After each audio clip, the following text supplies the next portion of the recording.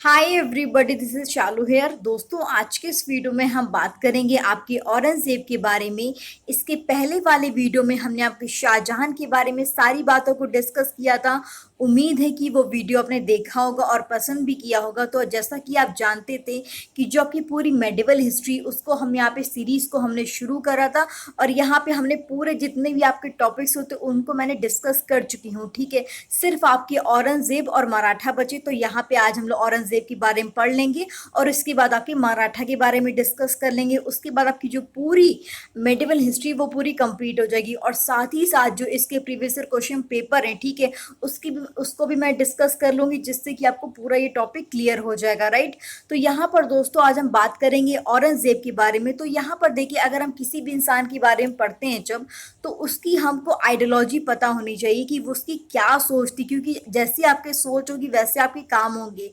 तो यहाँ पर जो औरंगजेब थे वो काफ़ी कट्टर थे, ठीक है, काफ़ी कट्टर मुस्लिम थे। तो यहाँ पे जो भी उनकी पॉलिसीज बनी हुई थी वो काफ़ी कट्टर तरीके की थी। ठीक है, जैसे अकबर के बारे में जब बात करेंगे तो उनकी जितनी भी पॉलिसीज थी वो काफ़ी सेकुलर थी। मतलब कि वो चाहते थे कि जो हिंदू हैं, मुस्लिम हैं, जो भी धर्म के लोग हैं, उनको सबको मतलब समान अधिकार मिले।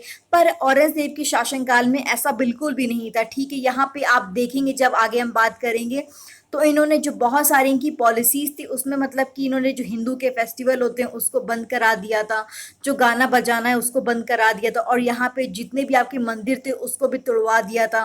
तो यहाँ पे आपको इससे ये देखने को मिलता है कि यहाँ पे इनकी जो पॉलिसीज थी, जो भी इनके काम थे, वो काफ़ी कट्टर थे।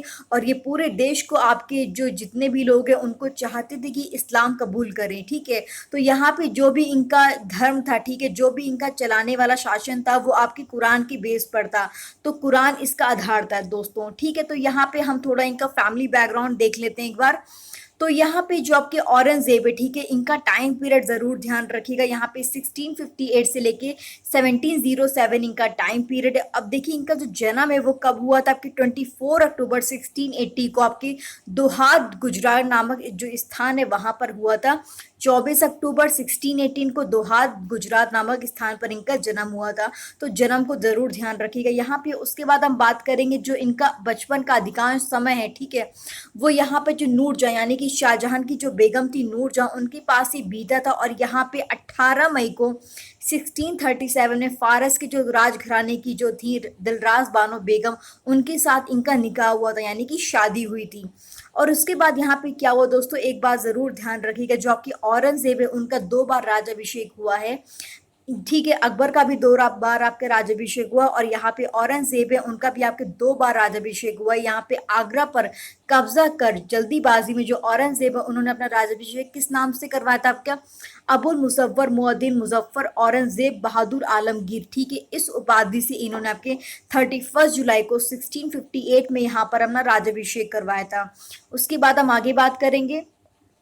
अब यहाँ पर दोस्तों एक बात जरूरी यहाँ पे ये है कि देखिए यहाँ पे जो आपके शाहजहां के बेटे थे उनमें यहाँ पे सिंहासन को लेकर के काफी युद्ध हुए थे कि यहाँ पर सिंहासन की गद्दी पर कौन बैठे, क्योंकि आप जानते हैं कि जो दारा शिको थे वो काफी टैलेंटेड थे, वो काफी अच्छे थे। तो यहाँ पे वो चाहते थे शाहजहां की हमारे जो गद्दी पर है कौन बैठे, आपके दारा शिको बैठे। लेकिन यहाँ पे औरंगजेब ने दारा शिको के साथ बहुत सारी लड़ाई लड़ी। उसके बाद देखिए जो हमारी पहली लड़ाई थी वो कौन सी थी, आपकी घरमट का युद्ध था। ठीक है, ये आपके 1658 में लड़ा गया था।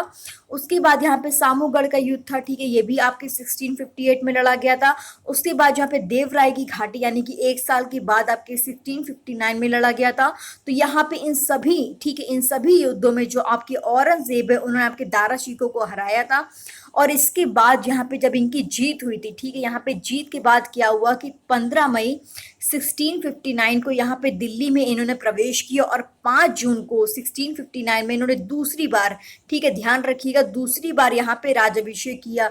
और आपके औरंगजेब ने लगभग 50 साल तक यहाँ पे शासन किया। और यहाँ पे इनकी मृत्यु कब हुई थी, आपकी फरवरी 1707 में यहाँ पे अहमदनगर में हुई थी। दोस्तों यहाँ पे इस बात का ध्यान रखिएगा। अब यहाँ पे देखिए आपके अकबर के बाद सबसे ज्यादा शासन करने वाले कौन है, आपके औरंगजेब हैं। आगे हम बात करते हैं। अब यहाँ पे देखिए इनके शासनकाल में बहुत सारी चीज़ें भी हुई थी, जैसे कि शिवाजी की जब हम बात करेंगे तो यहाँ पे देखिए जो शिवाजी हैं, ठीक है, यहाँ पे आपके मई 1666 में जो आपके आगरा के किले में दीवाने आम में यहाँ पे औरंगजेब के समक्ष यहाँ पे शिवाजी उपस्थित हुए थे, और यहाँ पे शिवाजी को ये औरंगजेब ने यहाँ पर जयपुर के भवन में यहाँ पर कैद में रखा था। उसके बाद आपके जो शिवाजी वो इनको चकमा दे करके भाग गए थे, लेकिन आपको ये ज़रूर याद रखना है कि ये आपके जो औरंगजेब के समक्ष शिवाजी उपस्थित हुए थे, उसके बाद यहाँ पे इनको यहाँ पे कैद कर लिया गया था।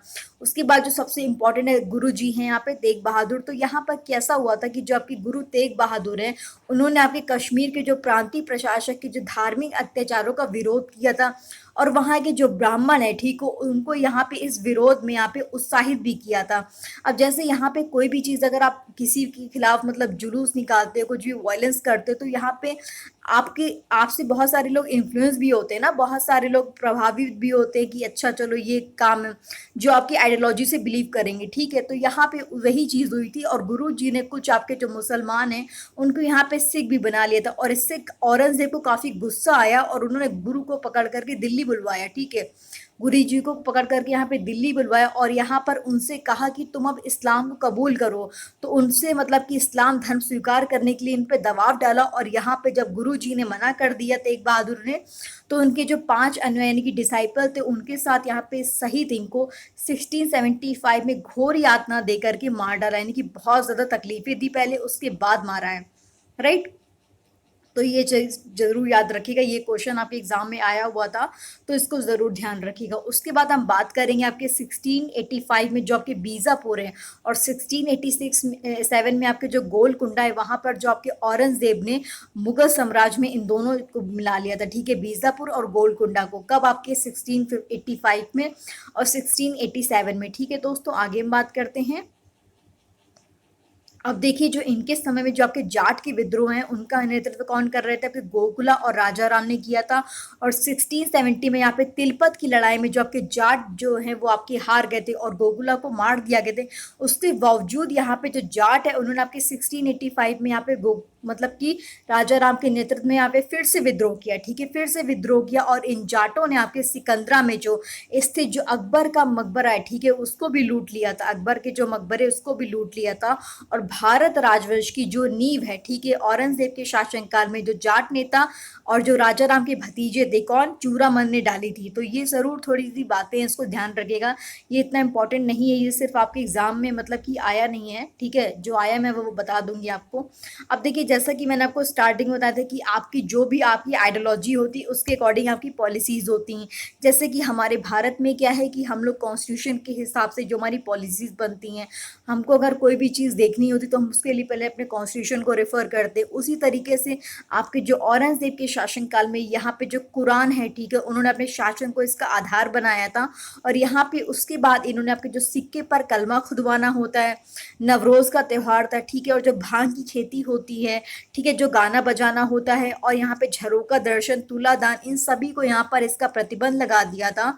और यहाँ पे मैंने इंग्लिश में भी लिख दिया है कि जो यहाँ पे देखिए 1659 inscription of kalma on the coin, celebration of Navroz festival, ban on Hindu festival, jharokha darshan, tuladan. तुलादान में क्या होता है कि जैसे देखिए तराजू होता है, तो इसमें एक तरफ आपके राजा बैठेंगे और एक तरफ आपके जो सोना होगा उनसे उनका वेट मतलब नापा जाएगा, ठीक है।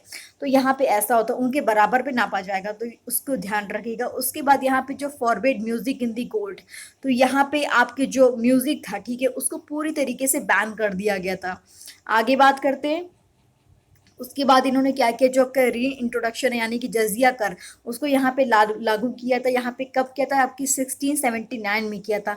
जैसा कि मैंने आपको बताया यहाँ पर कि औरंगजेब ने आपके जो संगीत होता है, ठीक है, उस पर यहाँ पर पाबंदी लगाती थी, और यहाँ पे जो सरकारी संगीतकार थे उनको यहाँ पे छुट्टी दे दी कि चलो तुम जाओ अपना काम करो।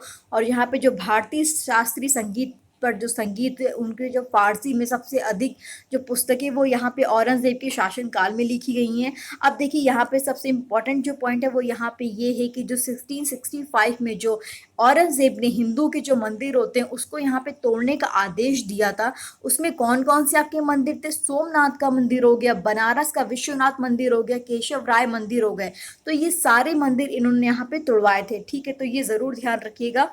क्योंकि मैंने आपको बताया था कि जो भी आपकी पर्सन होती है, जो उनकी आइडियोलॉजी होती है, उसके अकॉर्डिंग ही उनके काम होते, तो आपको एक ऑब्जेक्टिव पता होगा तो आपको चीज़ें याद करने में प्रॉब्लम नहीं होगी, राइट। यहाँ पे एक इंटरेस्टिंग बात ये है कि जो यहाँ पे हिंदू मनसबदार थे, वहाँ पे इनकी जो संख्या लगभग आपकी 337 थी, और यहाँ पे जो अन्य मुगल जो सम्राट थे उसकी तुलना में बहुत अधिक थी।